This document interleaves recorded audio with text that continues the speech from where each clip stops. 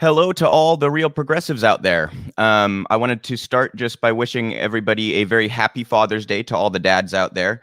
And a special shout out to my dad, really kind of both of my folks, but it's Father's Day. So, you guys know me in a political arena, and wanted to shout my dad out for instilling upon me a sense of individual thought and continually telling me growing up to think for myself. So I would not be here if that had not been the case. Big thanks to my dad for that, and a huge shout out to all of the fathers out there today. Wanted to start with some real progressives plugs. I've talked about this in recent weeks, but we're involved in a March for Medicare for All. If you can participate, there are tons of cities participating all around the country, and you can follow them at M4M4All to find a city near you. Also, make sure to check out all of our work at Real Progressives on the Real Progress in Action YouTube, as well as we also have a Real Progressives YouTube, and you can follow us on Facebook, Twitter, all that kind of stuff, realprogressives.org if you want to learn more or support us. I wanted to start by talking a little bit about this. Yesterday was Juneteenth, and a lot of historical significance there, with obviously June 19th, 1866, we emancipated slaves in this country. And I want to be really clear, that did not solve the problem of slavery. Slavery still existed. It did not solve systemic racism. Systemic racism prevails to this day. But I have no problem in a vacuum with Juneteenth being a national holiday. I think we should recognize that. My problem is with the complete unwillingness to address the actual root causes of the systemic racism, the oppression, the systemic violence. So Joe Biden, who has spent his whole career being one of the largest contributors to the mass incarceration problems, police violence, all these kinds of systemic issues, pretending that he's some sort of hero on this issue is really kind of gross to me. And to make this a holiday without addressing police, without addressing the discrepancies in property, in inheritance, in wages, all these kinds of things, is quite insulting and belittling, in my opinion. You don't see Biden talking about reparations, do you? But he'll talk up a federal holiday. I just find that really gross. Makes me want to go take a shower. That's really gross. So I did want to show you guys actually a couple of clips from this is all obviously earlier in Joe Biden's career, but I think it's worth showing people this because Biden likes to portray himself as some sort of hero for the Black community. This was, Clyburn treated him that way in South Carolina, which is effectively what won Joe Biden the primary over Bernie Sanders. And his portrayal of his career is completely inaccurate. He has been one of the largest and most sort of prevalent pushers of these systemic issues. Joe Biden also, you guys, just before I show you this, he has had about as much of an impact on modern politics as anybody. He was in the House for a bunch of terms. Then he was in the Senate for a bunch of terms where he was on, powerful committees and things like this, rose to one of the top Democratic members in the Senate. And then he spent 8 years as VP and now he's president. So in terms of who to point fingers at for the current state of things, Joe Biden's right up there in terms of how much influence he has had on modern politics. And these clips are the influence he has chosen to, the differences that he's chosen to make. This is the politics he's chosen to push. So don't let him get away with portraying himself as some sort of hero for the Black community. Joe Biden once said he didn't want his kids growing up in a racial jungle. Joe Biden once called Barack Obama the first mainstream African-American who's articulate and bright and clean. That was in 2008 that he said that. Okay, so Joe Biden is a racist maniac. He is not a hero for the Black community. We're going to watch a couple of clips here. This first one, he's talking about Rodney King. You can't expect police officers without clear guidance to do anything other than try to protect us by whatever means are necessary.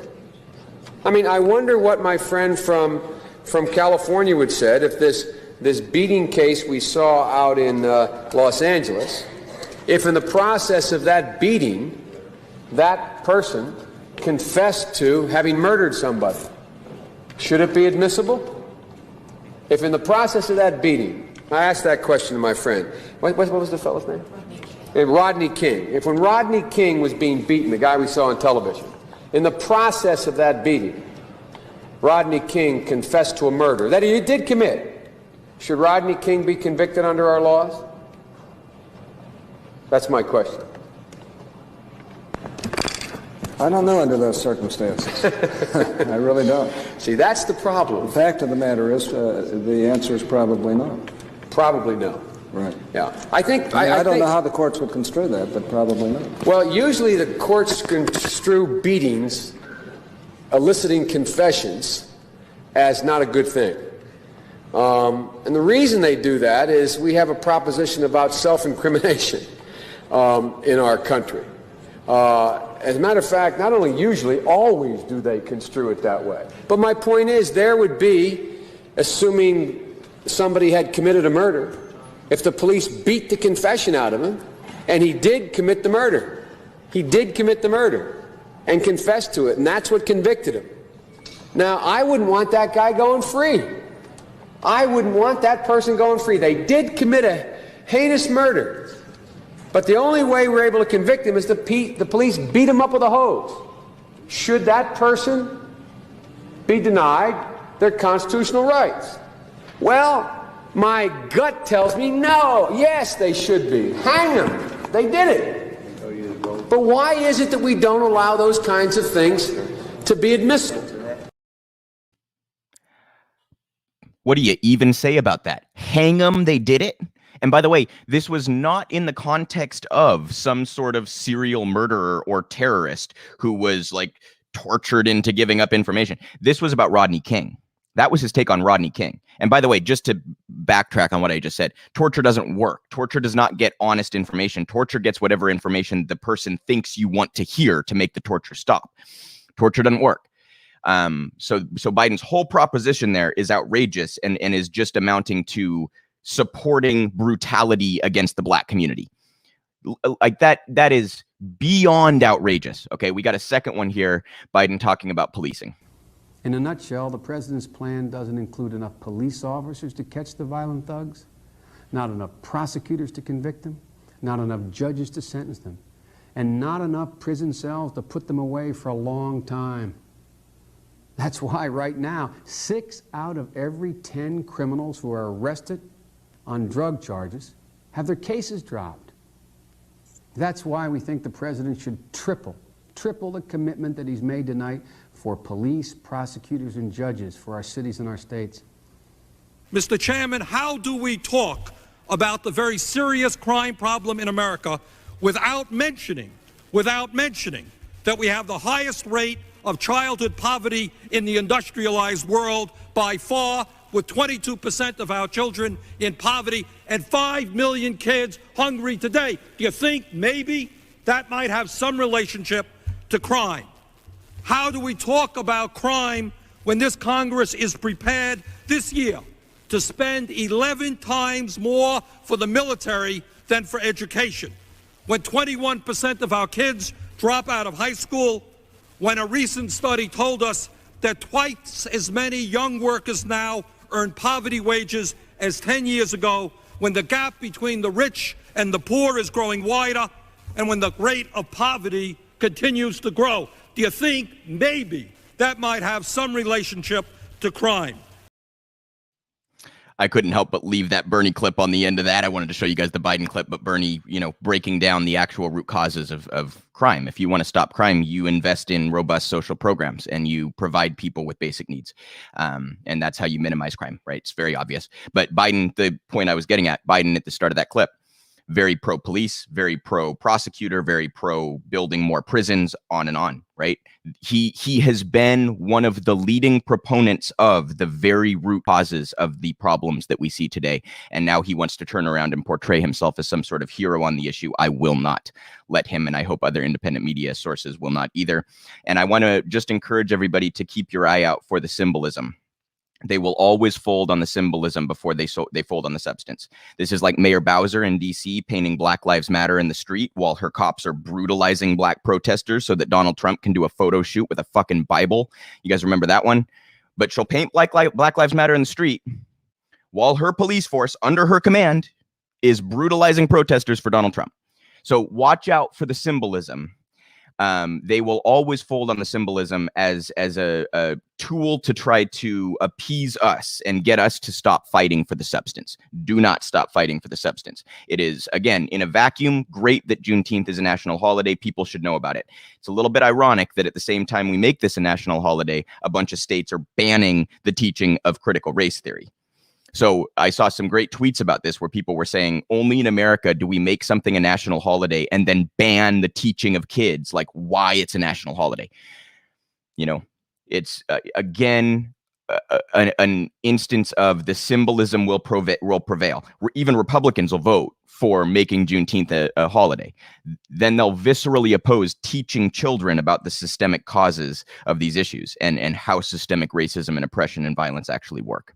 And they will do nothing of substance to address those root causes. As the politicians who are most powerful, they will do nothing of substance to address those root causes while they pretend that they are on the side of the Black community and on the side of equality. They are not.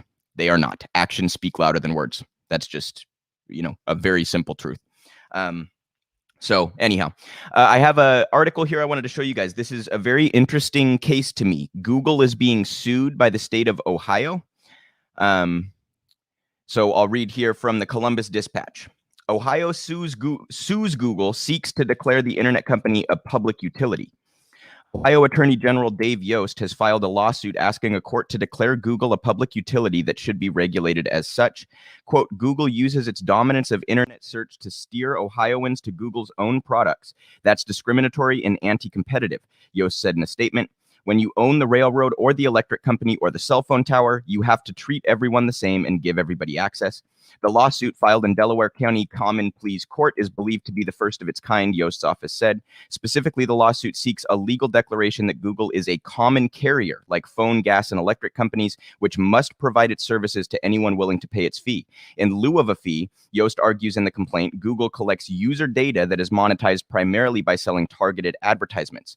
Yost argues Google should therefore not be able to prioritize placement of its own products, services, and websites on its search results pages. So this is a really interesting lawsuit because it gets at some of the root causes of these, the tech giants being able to have such control over our society, over our narratives, right? Over how we interact with various online sources.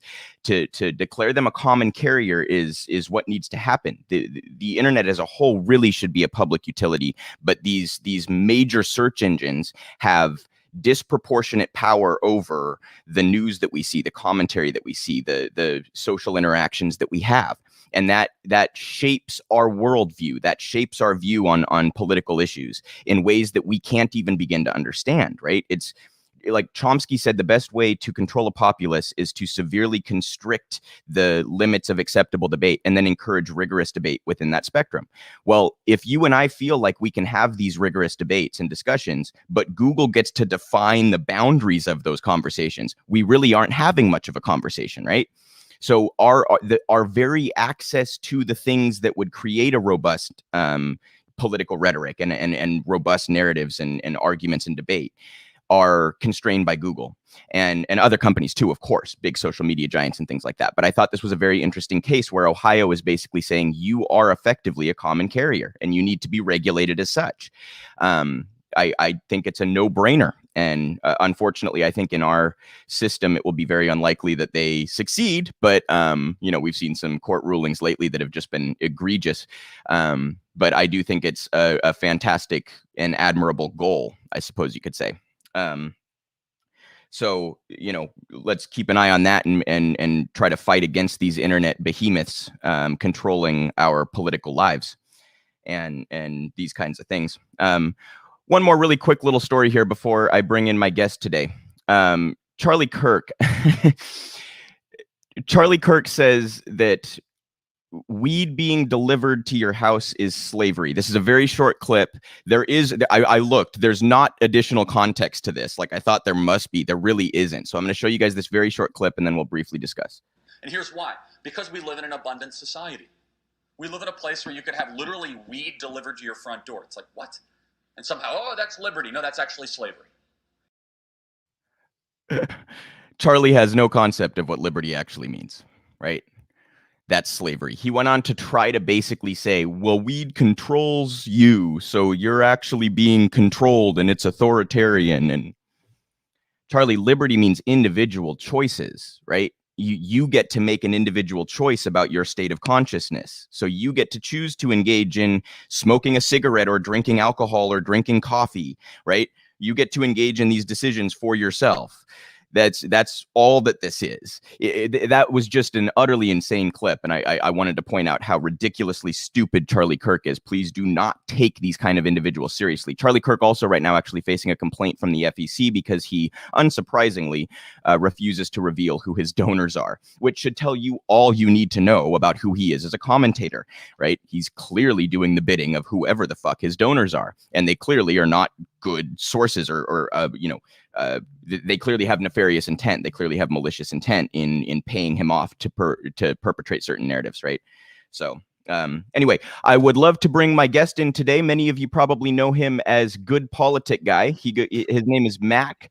He has some fantastic opinions about progressive politics. He's one of my favorite follows on Twitter, at Good Politic Guy, if you don't follow him already. Unfortunately, his webcam is not working, so he'll just be on audio today. But Mac, thank you so much for joining. Hey, thanks for having me, man. Appreciate it. So you did a fantastic video recently about the recent Supreme Court ruling on Nestle and Cargill and child slavery. I was hoping you could just give a brief overview of this. I did a video on my other channel, but I have not talked about this on Real Progressives, and it was a pretty egregious finding. Can you just kind of explain what happened and what your thoughts are? Yeah, I mean, it basically just seems like it's another example of, and we've had a couple of these types of examples, exposing how the U.S. judicial system, obviously we are aware of how corrupted the influences are within our legislative and executive branch, but also the judicial branch has been compromised to a significant extent, to the point where corporations can basically be doing things like child slavery and doing horrific practices like that in order to pad their bottom line and relying on that exploitation of that labor in West Africa. And basically, the Supreme Court came out with an 8-1 ruling that basically just lets Cargill and Nestle off for their complicity in using child slavery in order to extract cocoa from West Africa. So, I mean, it's simply just another case, another example of corporate overreach within our judicial system, where they feel the need to, instead of holding these giant corporations responsible for the things that they are doing overseas, they protect them. And that's really just emblematic of the system as a whole. Yeah, and it's really deeply rooted. I think Clarence Thomas basically said that in his ruling that because they couldn't prove that much of the alleged behavior happened in the United States, that most of it happened in the Ivory Coast, that meant that there was no right for these child slaves to sue the companies. Can you talk a little bit about how even, like, I think in many cases, even a justice who wants to do the right thing might find themselves handcuffed by legal precedent and all these kinds of nonsenses that we use to constrict our ability to actually implement the changes that we need? Yeah, I mean, I think that I think, like you said, I mean, it's really just if they're using technicalities in order to combat actual accountability on things like this, then they were going to find an excuse to ditch the case regardless. I mean, you can point to the legal precedences that they were citing in the case. And like you said, they basically, I mean, effectively what their argument is, well, you know, the bad shit is happening all the way over there and it's in Africa. So just don't really think about it. And, you know, because these corporations are making their decision making for how they're going to make or use their operations over in West Africa, that because only the board meetings of these executives who sit up in their, their expensive office buildings and stuff, making these decisions from far away, that therefore you can't hold them accountable here in U.S. courts in the ways that they did. But hopefully, I mean, at least it seems like the lawyers that were on the side of the plaintiffs that were making these allegations, it seems like they are going to try to make another push through the lower courts and try to basically amend the phrasing or the way that they are going about this lawsuit to try to give another go at it, basically. But I mean, yeah, it just seems like they're using technicalities in order to try to distance the corporations or the corporate decision-making side of this from the complicity in the actions that are happening in West Africa with child slavery. But I mean, honestly, in my opinion, it's a pretty clear-cut case. And I mean, Nestle and Cargill, they really didn't even make effective arguments to say that they weren't aware of the child slavery or that they weren't using the child slavery. They were basically just saying, like, similar to, and this is an analogy that I really thought of when I made my video on this, was, you know, it's like the United States through the International Criminal Court, right? The United States State Department says, well, the International Criminal Court doesn't have the jurisdiction to go investigate U.S. war crimes in Afghanistan or war crimes committed by Israel against Palestinians. And it's like, you know, the reason that they are opposing those investigations or accountability for those actions is not because we're innocent of those things, but just because they know that if there was legitimate legitimate accountability, that it would start to unravel the entire system itself. Because the U.S. capitalist system, our global capitalist system that the U.S. dominates, these are the types of practices that we rely on in order to make a lot of these companies profitable in the ways that they are. So, if you hold Nestle accountable for child slavery down the food chain of these decisions that they're making, then you'd start to have to go after other companies for other exploitative practices that they are doing. And so it just seems like it's something they would rather not touch in that way. Yeah. How many companies are using sweatshop labor in Southeast Asia? How many are offshoring jobs to South America, et cetera, et cetera, et cetera, right? We're abusing communities all over the world with our capitalist practices. In terms of the politics of the Supreme Court, not that, like you said, it was an 8-1 ruling, not that, I mean, even the most liberal justices are often very pro-corporate, but do you see the Democrats doing anything to stack the court or respond to the Republicans' handling of the Supreme Court over the last handful of years and McConnell's obstruction and these kinds of things? No, I mean, definitely not. But that just speaks to Democrats' inability, or really, I mean, I would call it incompetence, but I don't think that it's fair to call it incompetence because the Republican Party demonstrates how to actually wield power if you want to use it. And Democrats get in office and they hide behind these, technicalities and the procedural things. And they say, oh, well, we can't expand the Supreme Court because of this, and the third. And it's just, they make up these excuses in order to not take the bold action that Republicans are using to take, all of these institutional systems that we have here in the right-leaning direction. It's just a fact that the Democratic Party has overlap with them in a lot of their interests in protecting corporations and a lot of their militaristic interests. And so they're not really trying to push back in the left-wing direction as forcefully as Republicans are able to do. So it just seems to me like they're kind of ceding a lot of these fights. And I don't even think it's really in the discussion right now within the Democratic Party to actually expand the Supreme Court or to do these things that would be necessary in order to reshape the judicial system. But again, that's just emblematic of the fact that the Republican and Democratic Party agree on a lot of these things. So yeah, we have a duopoly in many ways. I think often the Democrats are acting as gatekeepers to keep things far enough to the right. No, you will not go further left than this. Yeah, I mean, it's just a classic ratchet effect. Exactly. That's exactly. We can only move one direction. Yeah. Yeah, that's exactly right. And, this is also kind of demonstrated, I think, with the infrastructure negotiations where there's this, I think it's an excuse more than anything, but there's this weird sort of fetishization of bipartisanship where it's like, no, we have to negotiate with Republicans. It's like, no, you have majorities, just do the policy that you think, that you got elected to do. Yeah. But they do this, they hide behind, right? We know we got to negotiate with Republicans. Even though I think, quick story, I think it was John Boehner, when Biden was vice president for Obama, Boehner was negotiating with Biden about some agenda item. I don't even remember what it was. And Biden gave his whole spiel. And then Boehner famously said, "You act like I care." Right. Yeah, exactly. Now, Joe Biden still wants to negotiate with that party. I mean, what kind of an idiot can you possibly be? Anyhow, moving on to, I wanted to ask you a bit about the media. You also had a recent clip about Rising, which I've kind of covered recently. I think Crystal Ball is fantastic. Sauger, I find a little dangerous because he can sometimes frame right-wing talking points as though they're populist. Right. But it was a great show, and breaking points I still turn to a lot for news. But I'm fascinated by the dynamic about corporate versus independent, and how the Hill conducted themselves in these kinds of things. How do you see the independent media sphere, kind of learning from that and continuing to grow, outside of that corporate environment? Well, I'm honestly very glad that Crystal and Sagar moved independent because, and this entire situation, like you were just saying, really just shows how disconnected corporate media is from why Crystal and Sagar were able to build up such a huge following. If you're replacing them with people who are just going to go and start regurgitating the standard establishment talking points, whether it's from a liberal or a conservative perspective, then you're missing the point of their whole show because, regardless of what you think about Crystal and Sagar as individuals, and some people obviously have problems with their show and whatever the case may be. But regardless of what you think about all of that, they at least were giving anti-establishment talking points. They at least were discussing things from an outsider independent perspective. And then the second that they leave, the Hill kind of just scrambles and acts as if they're going to be able to just, fill in any two random establishment talking heads to be able to continue on in that tradition, I guess you could say. But credit to Crystal and Sagar, because their channel Breaking Points, I mean, that has been absolutely blowing up. I think they're already at over 350,000 subscribers in just a couple weeks now. I mean, it's really just shows you the power of independent media when you have a buildup of a trusting relationship with your community, and you're able to facilitate that productive dialogue instead of just giving the same talking points that all the establishment media outlets are giving. Then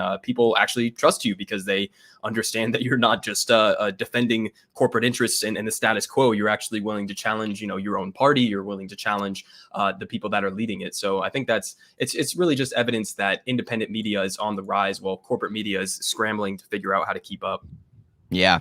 And, like you say, the Rising's new hosts are kind of following those lines, towing those, those lines in many ways. Ryan Grimm had to educate Emily Jashinsky on basic World War II history. And then Emily Miller had the vaccine bit where she's like, I'm vaccinated and I'm not vaccinated. And it's been an absolute train wreck over there since Crystal and Sagar left, which I have to say I'm glad to see because of how the Hill treated them. I think they deserve it. And honestly, I'm not just trying to target those new hosts. I really don't know that much about them, but yeah, I mean, it just seems like it's kind of divulged into any old random show that you could find on CNN or anything else. So.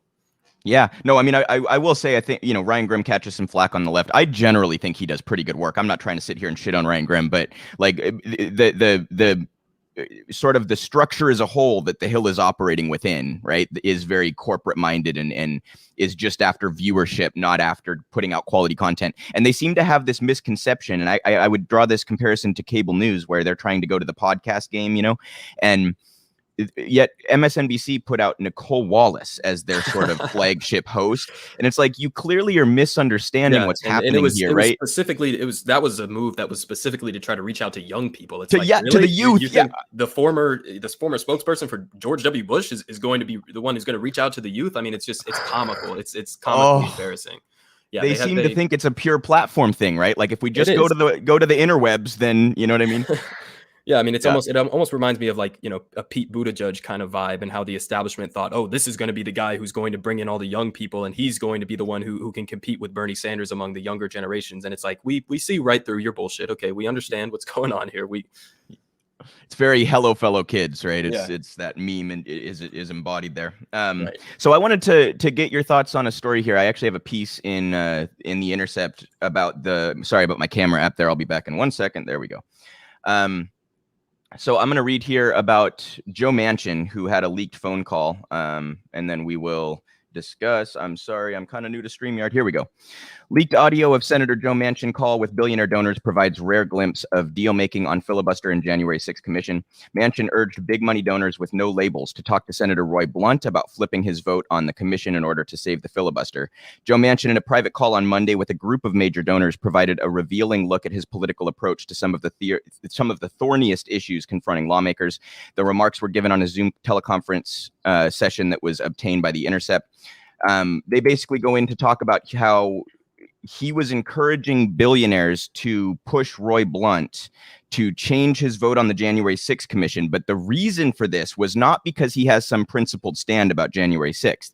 The reason for this was to basically put his middle finger up to the lefties that are wanting him to embrace filibuster reform.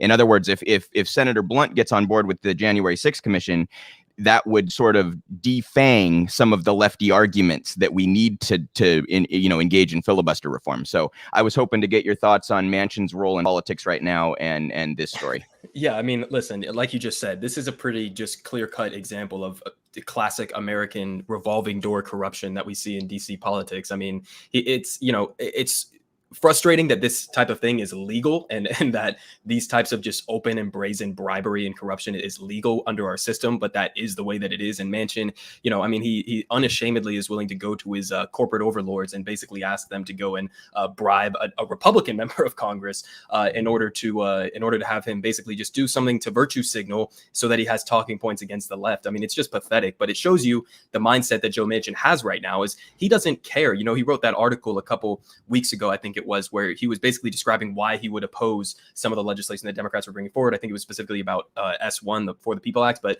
he was explaining his positions on this, and it was just nonsense. I mean, it was just hollow virtue signaling bipartisanship as a way to hide behind the fact that he doesn't actually want to support these things. And like in the For the People Act, for example, I don't think he has a problem with expanding voting rights necessarily, but he has a huge problem with the way that it tackles campaign finance, and the way that like groups like the Koch brothers and stuff would not be able to finance a lot of these campaigns, like Joe Manchin's. And so it's just so brazen and clear and out in the open that he's acting on behalf of these corporate interests. He's literally going and asking them for help. So just so he has a shield, against these talking points from the left. And I mean, yeah, it's just pathetic. It's brazen corruption. But I think that story was good because at least hopefully it will snap some people out of this mindset that bipartisanship is anything but a delusion. It is just a delusion. You're not going to get anything bipartisanship that's good. If you ever get anything bipartisanship, it's going to be on, maintaining tax breaks for corporations and billionaires, or it's going to be on militarism or something like that. So,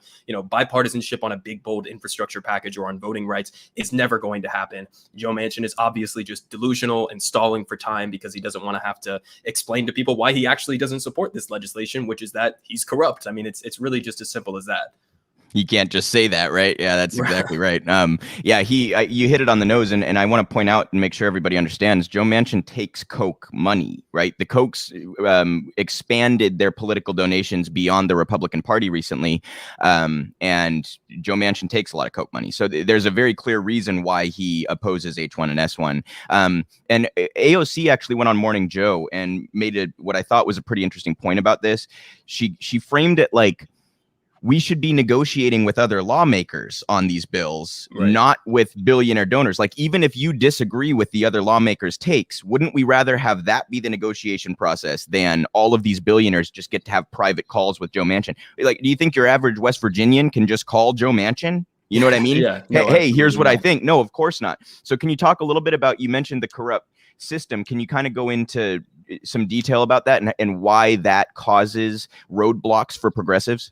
Well, I think AOC is right in that we should be having a system in which, actual representatives of the people can negotiate in good faith. But it's just not the case with pretty much the entire Republican Party, and then many, many corporate Democrats. Is that, you can say, well, we should be negotiating with the members of Congress instead of corporations. But with a lot of members of Congress, there is no distinguishing between the corporate interests and what they are doing. They are there specifically to represent the corporate interests.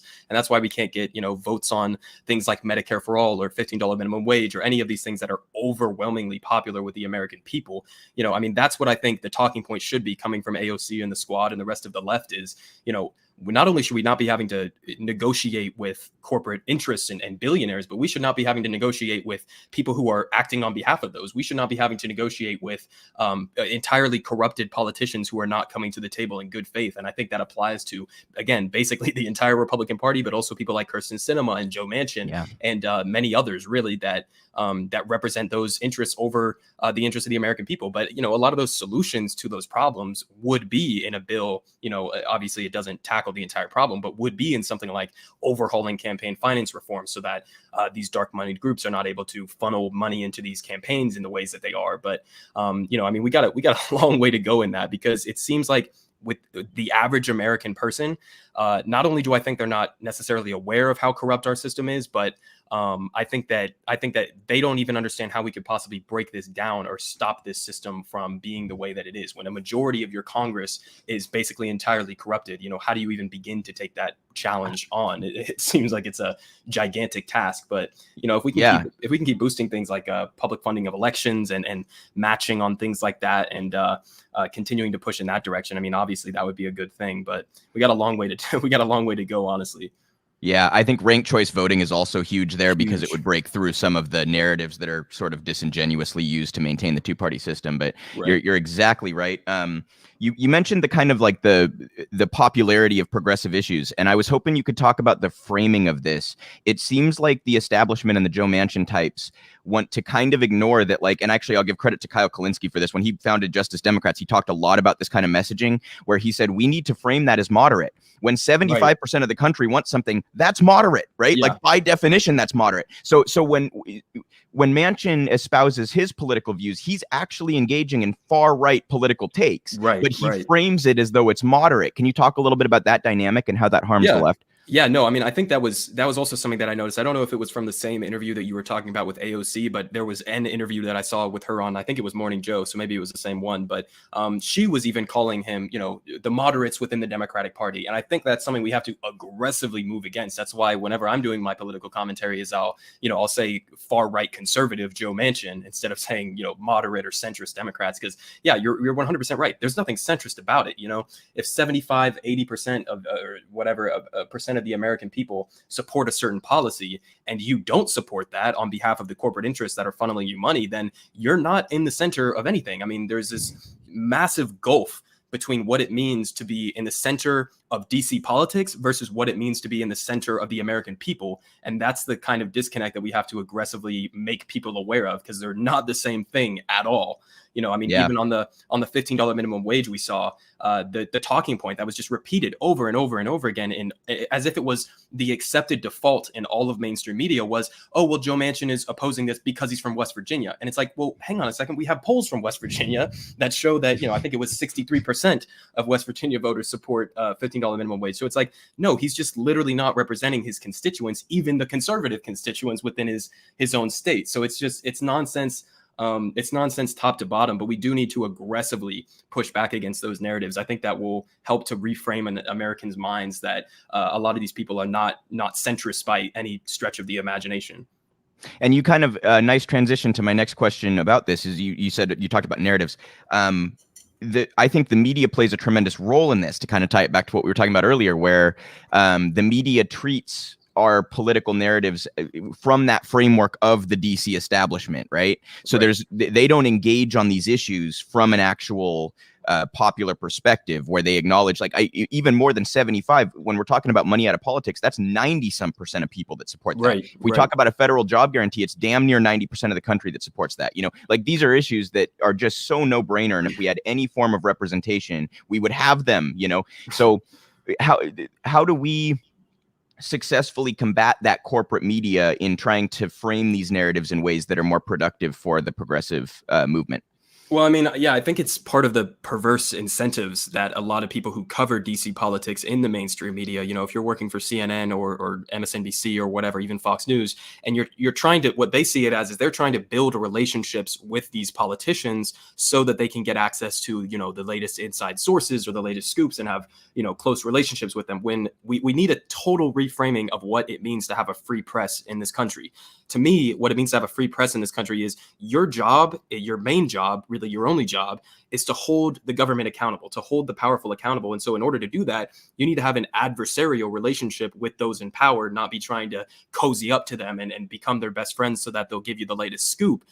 That's how you start making friends instead of actually doing your job, which is holding the powerful accountable. So we need a complete restructuring of that. And honestly, I mean, the main way that I can see it, at least in the media sphere, is doing what we're doing now and continuing to support and expand independent voices. Because, you know, if we can have gigantic platforms like the ones that Crystal and Saga are forming, or like Kyle Kalinske has, or really any of these other big, you know, YouTubers or you know, political commentators have, then as long as we can continue building and scaling that up, even against the pressures coming from entities like YouTube and stuff that suppress independent media and the algorithms, as long as we can continue to build these up and take a larger share of the American public's attention. But that would be one side of it. But the other side of it is, like we were just talking about with AOC and the squad, is they need to shift their rhetoric, and they need to shift it aggressively, right? There's no excuse to be coming out here and feeding into these same narratives, because it warps everybody's minds. When AOC, who's supposed to be the farthest left and member of Congress,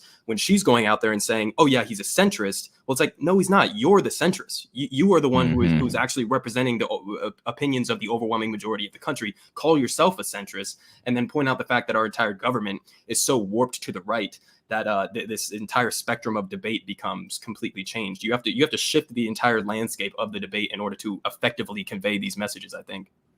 100%. And I would point out that Bernie on the worldwide stage is very much like as down the middle as you can get. A lot of these countries have like out and out socialist and communist parties that are somewhat competitive, like not and just they were yelling at Bernie. parties. How many times did Bernie have to answer the question of, oh, do you identify as a democratic socialist? Oh, that's a scary word. How are you going to deal with that in the general election? It's like, this is not even an issue. I mean, even if in America, when you poll the average American, there were some recent polls that said, at least among, under 45 and stuff, that socialism, the word socialism at least, is more popular than capitalism, and that a lot of people are actually starting to shift. So I think it would just take one politician to recognize that and just be like, yeah, I believe in these things. Here's why I believe in them, instead of trying to always be on defense and running away from the scary labels and stuff. Yeah, Nancy Pelosi did a town hall 2, 3, 4 years ago. I'm not exactly sure, but she was asked. A guy basically said what you just brought up. He said there was a recent study that says that millennials and younger find socialism more appealing than capitalism, and her response was, "Well, we're capitalists," and then she laughed.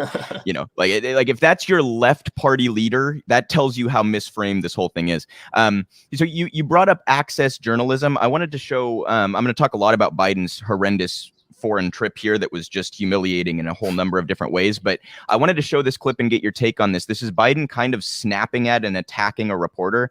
And the pretext I want to give the audience here is, imagine if this were any other politician. And I don't just mean Trump. Trump would have been rightly eviscerated for this. But imagine if this was Bernie or any other like high profile politician that treated a reporter like this. We'll watch this short clip and then come back and discuss. Why are you so confident he'll change his behavior, Mr. President? Yeah, I'm not confident changing behavior. What do you do all the time? So when did I say I was confident? You said in the next 6 months you'll be able to determine. What I said was, let's get it straight. I said what will change their behavior is if the rest of the world reacts to them and it diminishes their standing in the world. I'm not confident of anything. I'm just stating the fact. But given his past behavior has not changed, and in that press conference after sitting down with you for several hours, he denied any involvement in cyber attacks. He downplayed human rights abuses. He even refused to say Alexei Navalny's name. So how does that account to a constructive meeting as President Putin framed? You don't understand that. You're in the wrong business. Is the summit with China next? Cool, we got to load. Cool, we need to load quickly. Let's go. Quickly, cool. Y'all get home safe. So quite frankly, very kind of misogynistic tone there, right? And if any other, I think if Bernie did that, he would have been eviscerated for weeks. I know if Trump did that, he would have been eviscerated for weeks. And I do want to point out Biden did apologize for that. And then the press fawned over his apology and was all obsequious towards him. And you know what I mean? So what are your thoughts on how the press has handled Biden and how the Biden administration has handled the press? Well, I mean, honestly, that clip honestly speaks for itself, how he was acting. But I think that just generally speaking, how the media has been covering Biden has been absolutely absurd. It's been ridiculous. We have everything from media outlets like MSNBC and CNN pretending as if Joe Biden is the next FDR and totally warping the entire debate. So that, that's really become the new trick in the mainstream media, is that now they know that a lot of these issues that we talk about are extremely popular. And so they just kind of like pretend as if that stuff is happening when you actually look at the details, which a lot of Americans just honestly don't have the time to actually verify that information that they're getting is correct. But, they'll accept that framing. But, when you actually look at what's going on behind the scenes, Biden is, almost indistinguishable from the Republican Party or the Republican establishment in many of these policies that he's doing. But, as for the specific part of that clip, I honestly don't even really know what he was so mad about about that question. It seemed like it wasn't even that confrontational of a question. But, again, obviously he, at the end of the day, he had a big day. So he was taking out a little bit of that anxiety on her, I guess. That was a softball question. That was not even an adversarial question. That was a layup, right? And he still snaps like that. And I remember on the campaign, his campaign people came out and actually said, like, leaked to the press, we can't do events late in the day because he starts to like lose it. You know what I mean? And we saw that during the campaign as well. That was over and over during the campaign. Every time you would see him give a speech late in the day, he would be kind of trailing off and losing his steam significantly. So, maybe that was this to an extent at least, but yeah. Yeah, what was it? Lion dog face pony soldier. There was the time he called the guy fat and challenged him to a push-up contest. There were some things that like any other politician would have been eviscerated for, but Joe seems to get a pass on it. And it's outrageous to me that is the case. He he's been treated more friendly than just about any politician that I've ever seen in my entire life. Yeah, it really has. I mean, and it goes beyond just that, you know. I mean, it's one thing to ask about his relationship with Putin and stuff, and we know that, you know, he's you know, pretty hawkish in that regard, but it extends to everything else. It extends to how they cover him in every regard. I mean, how much the media was covering under Trump, the, you know, the kids in cages and all of that, and what was happening at the border, and how, you know, these are concentration camps and stuff. And then suddenly when Biden gets elected, it's like, oh, well, he's just doing his best. He's doing his best. So, you know, don't talk about it anymore. And let's just hope that this kind of quietly happens in the background. And now they're migrant facilities. They're not cages. Yeah, just completely redefine the debate. All the rhetoric just totally flips on a dime. It's absolutely outrageous. I saw a number, USA Today, and there were a couple other major outlets that posted opinion pieces that said something to the effect of, Biden is the best president on the international stage since George H.W. Bush, right? Which is, what? Like, what does that even, you know what I mean? Then they get into they'll get into like, oh, well, you know, Putin was shaking Biden's hands and he broke eye contact first. And so, you know, it's like, well, my God, I mean, seriously, is this what we're doing? Are we children? Like, you know, they're, what is this, E-News? You want to comment on his tie too? Yeah, exactly. Oh God, it's ridiculous. I actually saw, and this was, Crystal and Saga brought this up, there was someone dove into the numbers of the types of stories that are written about each president. And under Donald Trump, some 2/3 of stories were about his leadership and character qualities was the category, right? Which was mostly negative coverage. And again, rightly so. I'm not trying to compliment Trump here. But then with Biden, that's only like 30% or something. And then it's, you know what I mean? So there's this, and when you see it, it's the obsequious fawning. It's not critical. So there is a very clear distinction in the coverage. And Biden also, you know, their team has been very sort of limiting in who they take questions from and things like that. Biden admitted at one point that he had a list of reporters that he was allowed to call on. You know, it's just that kind of access journalism I find to be very, very harmful. Do you, lastly here, how do us independent sources, I feel very strongly that we have to find platforms that are going to treat us better than YouTube, first of all. And second of all, I think we all need to kind of lift each other up. You know what I mean? Like at the corporate level, they look at each other as competition and they're all after views. And you know what I mean? If you're with one organization, you're not going to go do an interview with another and all this kind of stuff. And I just think we need to engage in more of a community driven environment. So how do you think we, you know, kind of unknown or relatively unknown independent commentators can propel ourselves up and sort of take over some of that market?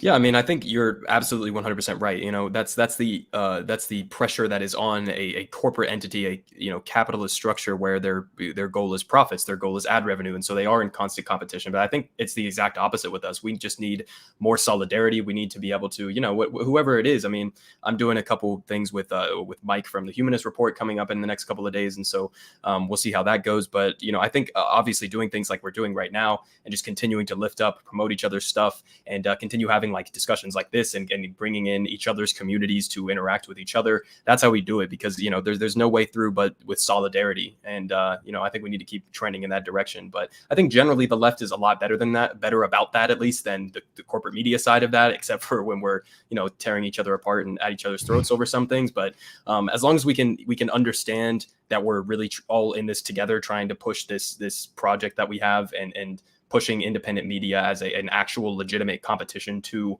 as a whole, as a competition to corporate media, then we're going to have to do it together. Individually, it will be a divide and conquer strategy. And we'll have to, I mean, as far as the platforms, honestly, I mean, YouTube has been horrendous. I basically, at least for me personally, I get none of my growth from YouTube at all. Like all of my growth on my YouTube channel comes from either Twitter or Reddit or all of these other platforms that I use. None of it comes from YouTube. And that's just because of their, you know, algorithms that they have designed to do that. But you know, there are some other things like Means TV is one, and there are some other progressive outlets that are out there trying to build platforms for progressives in general. So yeah, I mean, as long as we can keep doing all of those things in tandem and work together on it, then we're trending in the right direction, at least, I think.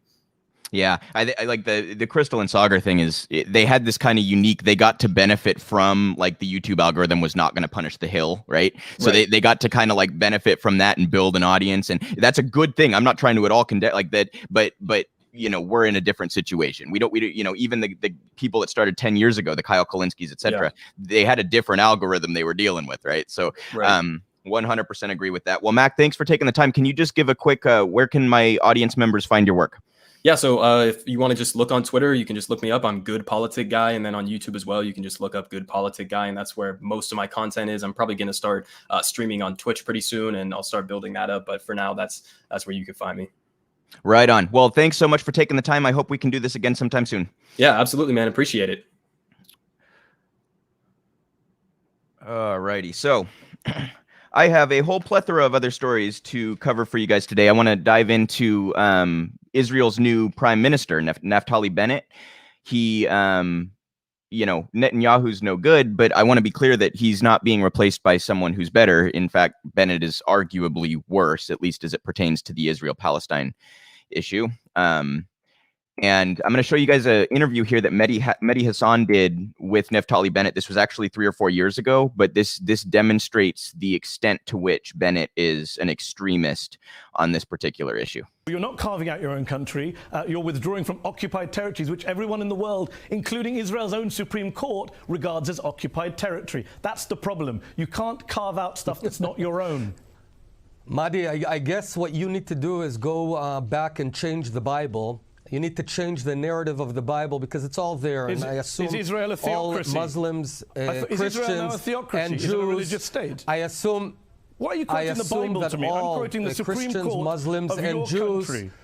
Hold on, the Supreme Court of your country. Let me finish. Let me just put the quote of the Supreme Court to you, and then you respond. You're finding the Judea and Samaria areas are held by the state of Israel in belligerent occupation. That is the view of the Supreme Court of your country. Are you saying the Bible trumps your Supreme Court? Is Israel now a theocracy?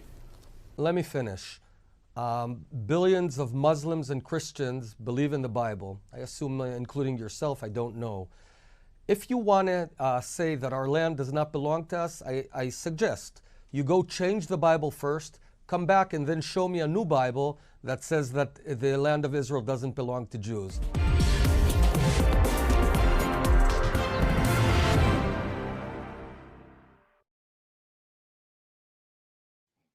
Pretty fucking outrageous stuff, you guys. He's in response to questions about illegal occupations and settlements. He replies with, well, my religious text says I can. That is terrifying. That is terrifying. Netanyahu would at least try to come up with some sort of inaccurate or disingenuous excuse that was not entirely based on religion, that was at least somewhat geopolitical in nature. Not that that's, I mean, I'm not complimenting Netanyahu for that, but this kind of extremism to just say publicly, my religious text says that I can commit these crimes and therefore you cannot question them. And my religious text trumps my country's Supreme Court rulings. To have this individual as prime minister is terrifying. I also want to show you guys an article here. This is in the Morning Star. Palestinians vow to continue resistance as Israel breaks ceasefire with missile strikes on Gaza. This was just in the last few days, only a couple days after Bennett took over. Israel launched missiles on the Gaza Strip on Tuesday night, breaking a fragile ceasefire just 2 days after the new government of Prime Minister Naftali Bennett was sworn in. The aerial bombardment continued until the early hours of this morning, with Tel Aviv insisting it was responding to incendiary balloons sent from the besieged enclave into southern Israel. A statement from the Israeli Defense Force said it had struck Hamas targets, warning it was ready for all scenarios, including renewed fighting in the face of continued terrorist acts emanating from Gaza. According to the Wafa news agency, Israeli warplanes targeted 2 sites. The Ma'en area south of Khan Yunis city, apologize if I butcher any of these names, was struck by 2 missiles. Another hit a target south of Gaza City. No casualties were reported in the first missile strike since a ceasefire agreement was reached on May 21st between Israel and Gaza's ruling party, Hamas. So effectively, that ceasefire did not last very long, you guys, a few weeks, a month, whatever it was. And even while the ceasefire was still technically in place, they continued attacks on the Al-Aqsa Mosque. They continued to arrest journalists. They continued to brutalize protesters. They continued the illegal occupation. So I cannot drive this point home enough, and I know I probably sound like a broken record on this. A ceasefire means extraordinarily different things for Israel and Palestine. For the Palestinians, that means that they go back to the same root causes of the problem. They go back to the typical form of oppression that they face and violence that they face. For Israel, a ceasefire really means like life goes back to normal, right? They're very, very different things. For Palestine, the ceasefire does nothing to solve the underlying causes of the violence that they face and the suffering that they are put through, right? And the fact that Bennett is this much of an extremist is just really quite terrifying, in my opinion. So to go into Joe Biden, we talked a little bit with Mac there about his instance of kind of attacking a reporter and you know, behaving quite misogynistically towards a reporter, and then the press responds to that by fawning over him because he apologized afterwards. Again, you know, if any other politician did that, they would be called out for it and should be called out for it. There were other instances on this trip that were egregious. Some of you probably saw this clip, but Joe Biden basically said, imagine if the United States engaged in election mandering, and you know, imagine if the United States did what Russia did, and yada, yada, yada. This is a really outrageous clip. I'm honestly not sure like what was going through Joe's mind when he said this, because he has to know it's not true. So I don't know if he's just explicitly lying and engaging in purposeful propaganda, or if he is ignorant enough to just kind of believe that everything the United States does is justified. But this is a crazy clip. We'll come back and discuss. His credibility worldwide shrinks. Let's get this straight. How would it be if the United States were viewed by the rest of the world as interfering with the elections directly of other countries, and everybody knew it? What would it be like if we engaged in activities that he is engaged in? It diminishes the standing of a country that is desperately trying to make sure it maintains its standing as a major world power. And so it's not just what I do, it's what the actions that other countries take, in this case Russia, that are contrary to international norms. It's the price they pay. They are not able to dictate what happens in the world. There are other nations of significant consequence, i.e. the United States of America being one of them. The United States meddles in elections constantly. The United States executes out-and-out military coups against countries constantly. Our intelligence agencies are involved in behind-the-scenes meddling in all sorts of countries constantly. We have stated positions at some points, like Hillary Clinton saying at one point, if we're going to let Hamas have an election, we should have dictated the outcome of that election. Well, then it's not an election. You're just installing somebody. That's a coup. The United States routinely engages in not just meddling, but like out and out installing our own leaders, right? How about Juan Guaido right now? What's the United States position on Juan Guaido right now? While Biden is saying that, outrageous, absolutely outrageous. I wanted to take this opportunity to show you guys a clip that I tried to show you last week. This happens to pertain to this particular topic as well, but this is Noam Chomsky. This is kind of a longer clip, but I wanted to show you guys this whole thing because it's going over the post-World War II history. This interview was filmed in the early 2000s. So he goes from Eisenhower to Bush Jr., and he basically breaks down how every single president belongs at the Hague. Chomsky has this line that if the Nuremberg standards were upheld, every post-World War II president would be at the Hague. And this clip is him going into the details. He's challenged on each specific president, and he goes into the details on it. This is, you know, the extent to which Joe Biden is full of shit on this particular topic. If the Nuremberg principles were applied, every post-World War II president would be indictable. It's probably true. Can we run down them real fast? What did Eisenhower do that you would indict him for? Eisenhower overthrew the conservative nationalist government of Iran with a military coup. He overthrew the first and last democratic government in Guatemala by military coup and invasion, leading to years of, in Iran it led to 25 years of brutal dictatorship, finally overthrown in '79. In Guatemala it led to massive atrocities which are still continuing. That's after almost 50 years. In Indonesia, this wasn't known until recently, but he conducted the major clandestine terror operation of the post-war period up until Cuba and Nicaragua in an effort to break up Indonesia, strip off the outer islands where most of the resources are, and undermine what was then considered as a threat of Indonesian democracy. Indonesia was too free and open. It was allowing a political party of the poor to participate. They were gaining a lot of ground, so that Eisenhower supported and helped instigate a military rebellion in the outer islands. This is just for starters. These are all indictable offenses. What about Kennedy? Kennedy was one of the worst. Kennedy, first of all, invaded South Vietnam. During the Eisenhower administration, they had blocked a political settlement in 1954 and instituted a kind of a Latin American style terror state, which had killed maybe 60 or 70,000 people by the end of the Eisenhower period, and had instigated a response, a reaction. Kennedy recognized that it couldn't be controlled internally, so he simply invaded. In 1962, about a third of the bombing missions that were carried out by the U.S. Air Force in U.S. planes with South Vietnamese insignia, but U.S. pilots.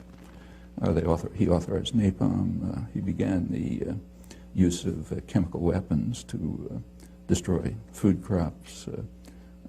They began programs which drove millions of people into what amounted to concentration camps. Now that's aggression. In the case of Cuba, it was just a massive campaign of international terrorism, which almost led to the destruction of the world, led to the missile crisis.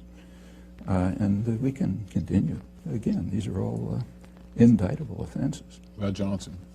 Well, Johnson expanded the war in Indochina to the point where ended up probably leaving 3 or 4 million people dead.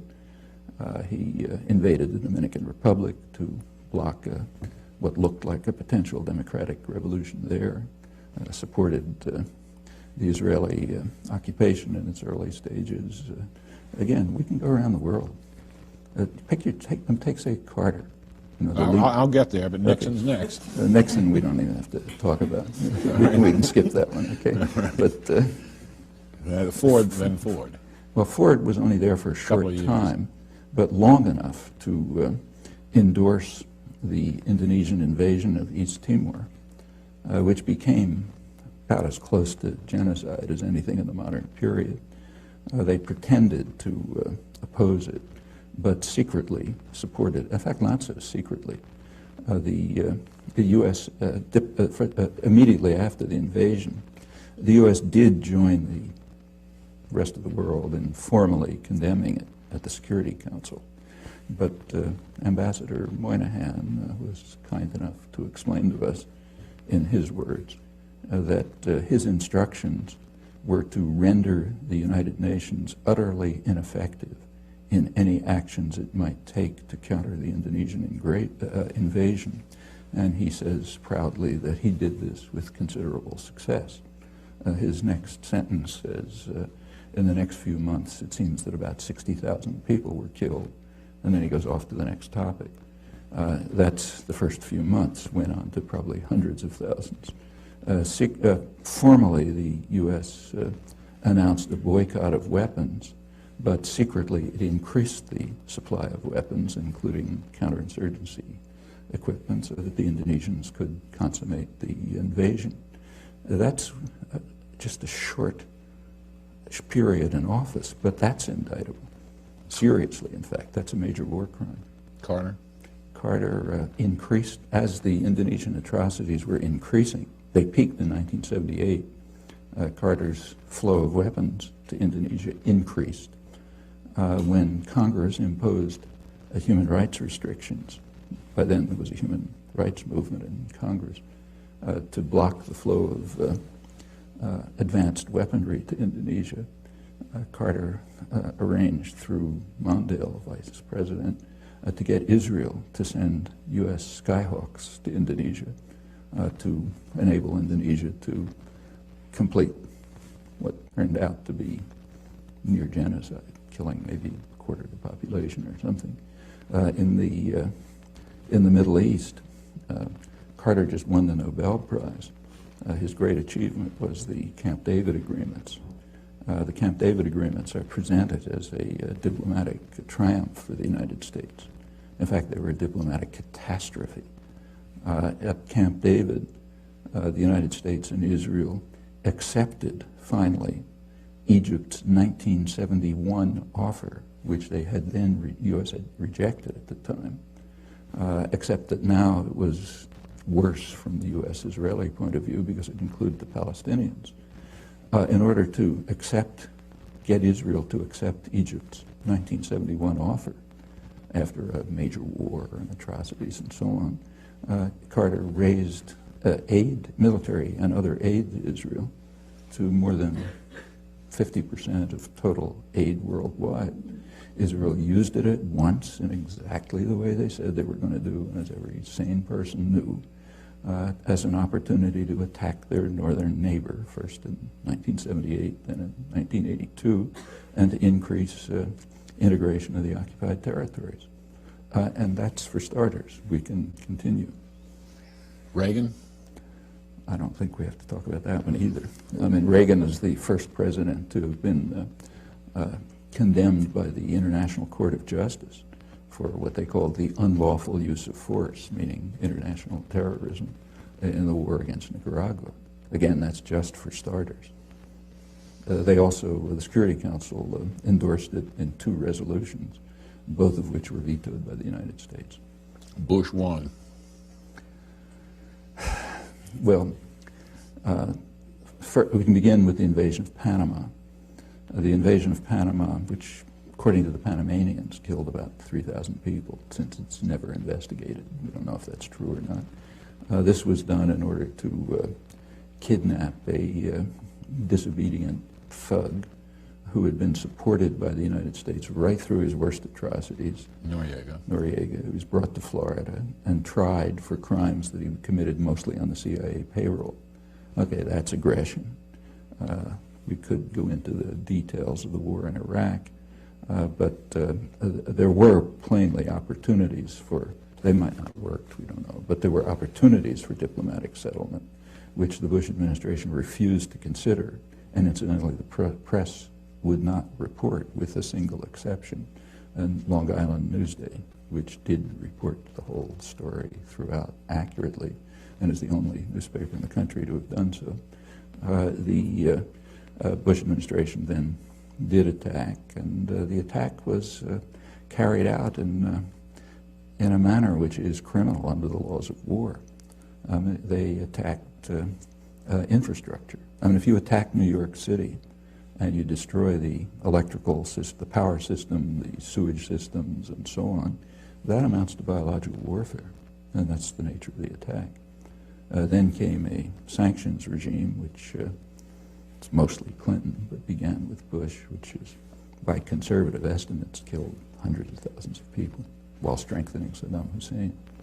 That takes us off to Clinton, which that's the beginning, but that's by no means the end. We can run through it. Well, we can run through that one case suffices. All right. But there are plenty of others. Bush too? Let's go on with Clinton. Okay. I mean, one of Clinton's minor escapades, very minor, was sending a couple of cruise missiles to the Sudan to destroy what they knew to be a pharmaceutical plant. There was no intelligence failure. According to the only estimates we have from the German ambassador and the regional director of Near East Foundation, who does field work in Sudan, both of them estimate several tens of thousands of deaths from one cruise missile attack. It's pretty serious. If somebody did that to us, we'd regard it as bad news. And again, we can continue. In the Middle East, for example,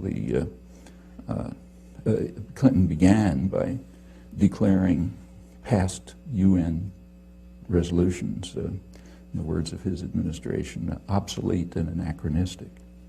Okay, so we're finished with that. No more international law. Then comes a period called a peace process, except that during the peace process, Israeli settlement, which means settlement paid for by the U.S. taxpayer and supported by U.S. military aid and diplomacy, continually increased. The most extreme year was Clinton's last year, the highest level of settlement, the highest since 1992. Meanwhile, the territories were cantonized, broken up into small regions with infrastructure projects and new settlement. I don't know what you call that, but it's under military occupation. And if anyone else was doing it, we'd call it a war crime. And again, we can continue. Bush 2, I don't think we have to discuss.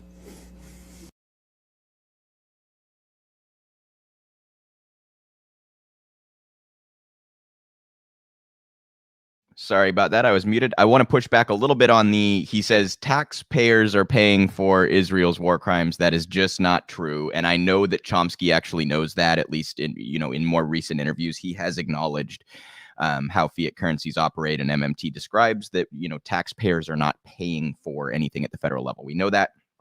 But everything else he said there is just absolutely spot on and fantastic.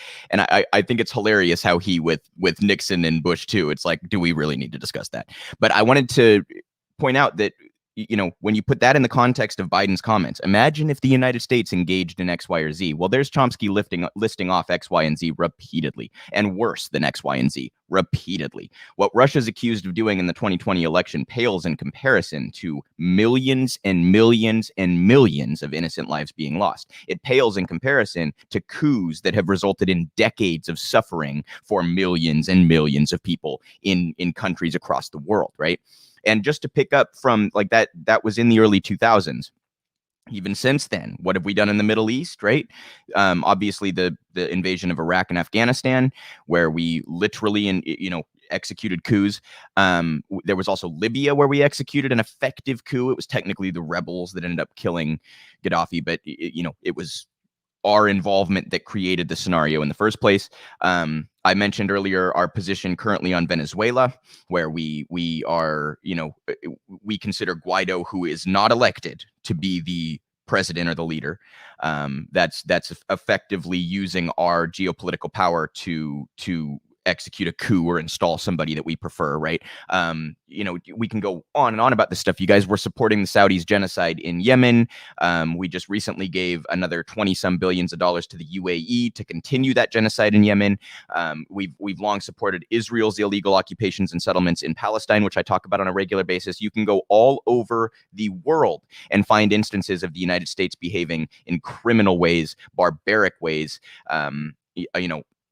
For Biden to come out and say that was just beyond ridiculous. Anyone else, like anyone who pays half an ounce of attention, knows that if there's one country that has more influence over like world politics and individual countries' politics, it's the United States. If there's one country that meddles more than any other, it's the United States, and it's not even close. And that's not, I want to be really clear.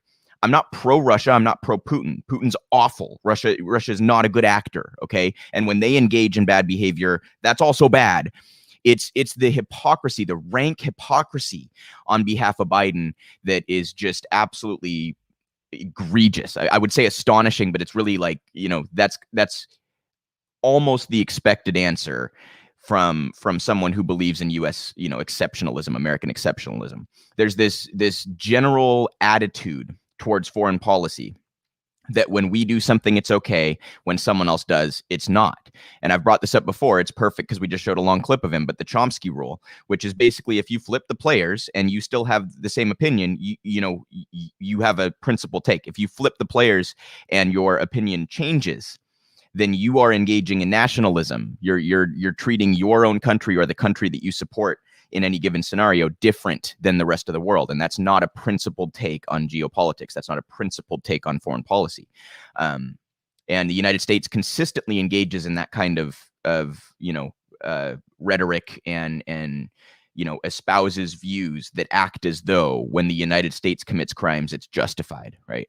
We consistently block resolutions with the UN. We have veto power. So when we are called out or when our allies like Israel are called out for their crimes, we will block those resolutions. There are so many ways in which the United States contributes to the very things that Joe Biden was trying to call out, and then some. And it's just wild to me that the mainstream press didn't have a field day with those particular comments. Luckily, I did see a lot of independent media call it out, but that we have a press that so serves our president and our government that is just obsequious towards him instead of covering him critically, which is their, like, the definition of their job, cover the powerful critically. It's a sad state of things, to say the least. I wanted to move on here to, I covered Andrew Yang's horrendous debate answer on Real Progress in Action the other day. And there's been a little bit of follow-up to this. So he went on Twitter and tried to kind of clean up his comments. For those that didn't see the clip, he basically said that everyday New Yorkers have rights not to be harassed by the mentally ill, is basically what he said. So first of all, I'm just going to read you guys this tweet thread because this explains it very, very well. This is from Raf on Twitter. Oh, apologies. Here we go. Andrew Yang elegantly lets us know that he thinks people with mental illness are not the city, not us, and that we, the wholesome families' rights, are being forgotten, while the police who endorsed him murder and kidnap mentally ill people every day. He goes on, correct answer is Andrew Yang's biggest donors, campaign leaders, helped rob this city of healthcare and housing for generations so they can profit off them in prisons and displace them from luxury development, and that the solution to keeping us all safe is to keep us all safe. And by them, I mean us, because mental health is an issue for all New Yorkers. We cannot have a mayor who others people in crisis as some sort of animals that need to be managed. So real New Yorkers, quote unquote real, cannot be bothered with all New Yorkers. As usual, this is the point I really wanted to get to. As usual, Yang will disparage a frontline community when it counts in front of the most viewers to pander to the most toxic supporters, then go back to Twitter and quietly contextualize what I really meant. This con game is getting old and New York City is tired of this clown. And then a great comment here in response from Abandoned America. They say, I mean, studies have repeatedly shown that mentally ill people are much more likely to be the victims of violence than the perpetrators of it. But hey, why not perpetuate the myth and stigma if it might make you somewhat relevant? Am I right? Fantastic.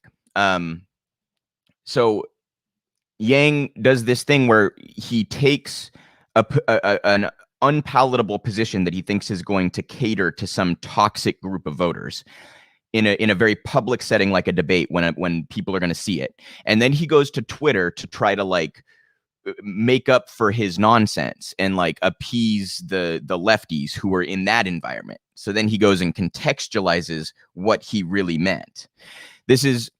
I am more and more convinced that Andrew Yang is a bad faith actor acting in his own political self-interest. When he first came up and kind of came on the political scene, which was the presidential primary, I had many disagreements with Yang on policy, and I've discussed those at length. But I thought at first, I at least thought he was like a genuine actor, like he genuinely believed this stuff and really wanted to make a difference and help the country. Now I'm quite convinced that he is really very similar to all other politicians, or most other politicians, where they're almost always acting out of self-interest. They're engaging in a marketing campaign as opposed to a political one. They're more interested in winning voters than they are moving the needle on the Overton window or on policy issues. And that's really sad to see. But not all that unexpected when you are basically a libertarian. So shame on Andrew Yang for those comments. Shame on his pro-Israeli comments and all of these instances where he is revealing the mask and showing us all who he really is. And I'm hopeful that his recent tanking in the polls is real. I don't want Adams either. Eric Adams is fucking awful. He's an ex-police captain who's deeply entrenched in big real estate in New York. He would be terrible, terrible, terrible. But Yang is not good either. So I'm hopeful that one of the remaining progressives can gain some steam. We're getting pretty close here to the primary, but I'm hopeful that one of the progressives can gain some steam and come in those top two spots. I believe New York is open primary, but I may be wrong about that. I think New York is open primary, so the top two vote getters would compete for the mayor. If not, then we would need a progressive to finish first in the primary to run against a Republican. So, it's unfortunate that the two sort of top names are Yang and Adams, and that, the likelihood is that we're going to get some corporatist right-wing nut in there no matter what. just really too bad. So next story I wanted to cover with you guys, Saudi Arabia. I talked a little bit about, our involvement in their genocide in Yemen, and Saudi Arabia. I've talked before about how they are a fantastic example of how hypocritical and contradictory our foreign policy is in general. Saudi Arabia, one of the worst countries in the world in terms of human rights. If you are gay or atheist or any number of other things, they will literally kill you. If you're a political dissident, they will literally kill you. Their country is an out-and-out theocracy, a Sunni theocracy, and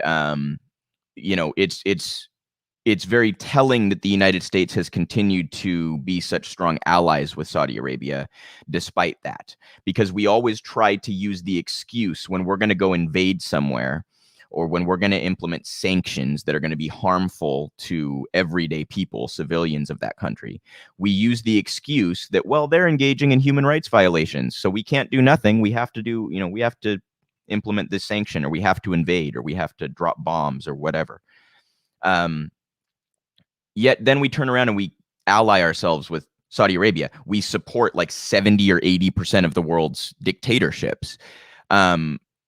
We support Israel. I just showed you the Naftali Bennett clip where he's basically using the Bible to justify crimes. So our foreign policy and the hypocrisy and contradictions are revealed very clearly in the case of Saudi Arabia. But this is just a disgusting story that I want to bring you guys. This is in CBS News. Saudi Arabia executes man convicted as teen in what activists say was a deeply flawed trial. Saudi Arabia executed a man from the minority Shiite community on Tuesday who was convicted on charges related to an anti-government protest when he was a teenager in what campaigners call a deeply flawed trial. Mustafa al-Darwish was executed in the eastern city of Dammam for launching an armed revolt against Saudi Arabia's ruler and destabilizing security in the kingdom, the official Saudi press agency reported. Darwish was arrested in May 2014 over his alleged participation in protests during the Arab Springs uprising between 2011 and 2012, said campaign groups including Amnesty International, which add that he was 17 or 18 at the time. Quote, by carrying out this execution, the Saudi Arabian authorities have displayed a deplorable disregard for the right to life, Amnesty said in a statement. He is the latest victim of Saudi Arabia's deeply flawed justice system, which regularly sees people sentenced to death after grossly unfair trials based on confessions extracted through torture.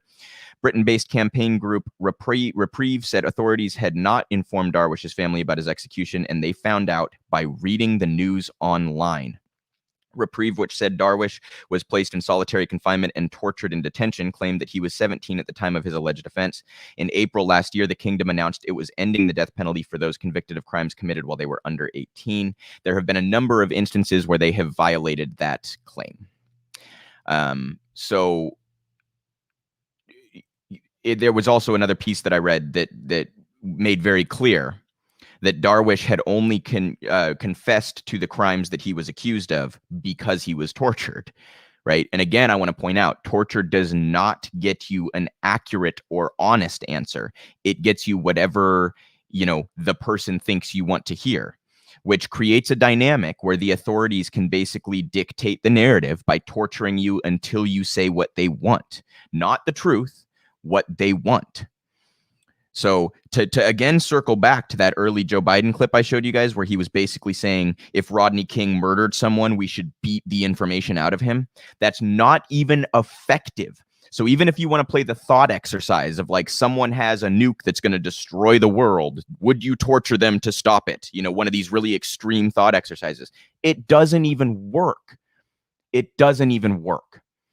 So, really egregious stuff here, you guys. And that Saudi Arabia thinks that it will be portrayed as liberal to say, well, we're not going to execute anyone who was a minor when they committed their crimes, but we're going to continue with the solitary confinement and the torture, and we're going to continue to execute people over their sexuality or their religious beliefs. I mean, it's that tells you how far sort of the window of acceptability has moved in this country, where in Saudi Arabia, I mean, that tells you the problematic nature of the spectrum of acceptable debate in Saudi Arabia, because they think that's left wing. So this is a horrendous story, a young man losing his life because he happened to be in a country that treats its citizens as Saudi Arabia does. This is another case where the United States condones this behavior by continuing to geopolitically support Saudi Arabia instead of taking, policy stances against them, just like with Israel, just like with a whole number of other countries, which, again, to circle back, puts Joe Biden's claims about the United States not meddling in a whole different light.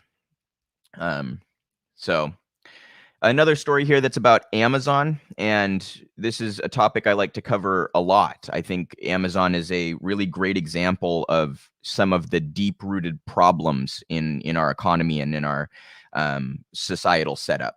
So I want to show you guys an article here in the Wall Street Journal. Funding for Bezos' space company fails to launch in-house. Members from both parties made clear the Senate's $10 billion authorization was a non-starter. For those that didn't follow the story leading to this, Elon Musk basically won a federal bid over Jeff Bezos. Okay, it was about a $10 billion bid. So the response to that was that the Senate basically said, well, then we got to give Bezos $10 billion for something because, we're corrupt and he's a billionaire. That just tells you, again, sort of the state of acceptable debate and thought and how people think about these things on Capitol Hill. That's like a no-brainer to them, but that putting $10 billion to like housing or healthcare or education, or that is always this, horrendous debate about the pay-fors and all the stuff we talk very regularly at this organization about. It goes to show you who they think they serve and how they view their role as elected officials. They very directly view their role as to serve Bezos and Amazon and Musk, right? And not to serve impoverished or working class communities who elected them. So to carry on into the story here, it looks like the House is going to take a stance against the Senate's, position that this bailout should occur. House throws up roadblocks to funding for Jeff Bezos' Blue Origin space exploration company that was approved as part of the Senate's bipartisan China competition legislation last week. Members from both parties made clear the $10 billion authorization pushed by Washington Democrat Senator Maria Cantwell from my state. Maria Cantwell is fucking awful. Absolutely awful. Whenever she is up for election, she needs to be primaried. For a second moon lander contract, Elon Musk's SpaceX won the first contract earlier this year, while Blue Origin was one of two runners-up, was a non-starter for the House's version of science and innovation legislation. Blue Origin filed a complaint with the Government Accountability Office after SpaceX won the contract, urging the government to reassess and reward a second contract. Senate progressives like Bernie Sanders and Elizabeth Warren have urged their House colleagues to remove the measure. So put this in context, you guys. Like, imagine if some other country company, some construction company put in a bid with the federal government for some infrastructure, project or whatever. You get 5 or 10 companies bidding or whatever, and one of them gets it. What if the other companies then basically acted as though they had a right to another contract? This is not quote unquote free market or capitalism or any of this. They like to espouse those talking points, but it's inescapably clear that they also think they deserve effectively like a corporate version of handouts. And so they will frame social programs for the impoverished as a handout.